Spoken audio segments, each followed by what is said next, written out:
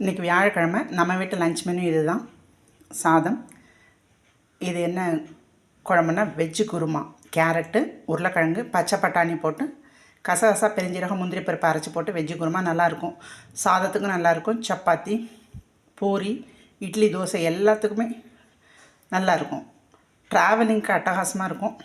ஆனால் காத்தால் எடுத்துகிட்டு போய் மத்தியானத்துக்குள்ளே சாப்பிடணும். ட்ராவலிங்கில் ரொம்ப வச்சுலாம் சாப்பிட முடியாது. இது பிரண்டை தொக்கு, சேப்பக்கிழங்கு பெப்பர் ஃப்ரை. இதுதான் இன்றைக்கி நம்ம வீட்டு லஞ்ச் மெனு.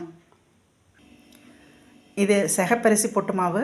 இந்த அரிசியில் பொட்டு செய்யும்போது டேஸ்ட்டாகவும் இருக்கும், ஹெல்த்தியாகவும் இருக்கும். எப்போதும் நம்ம நார்மலாக பொட்டு ஊற வச்சு இடித்து செய்கிறது தான், ஈர அரிசியை இடித்து செய்கிறது.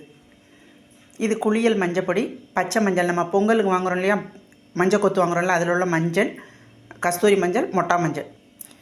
பச்சை மஞ்சளை சின்ன சின்ன துண்டாக கட் பண்ணி நிழலில் காய போட்டு ஒரு வாரம் காய போட்டு அப்படியே எடுத்து பார்த்தா உடஞ்சிரும். அதோட கஸ்தூரி மஞ்சள், மொட்டா மஞ்சள் சேர்த்து மிஷினில் அரைச்சிட்டு வந்தால் குளியல் மஞ்சள் பொடி சூப்பராக இருக்கும், நல்ல மணமாக இருக்கும்.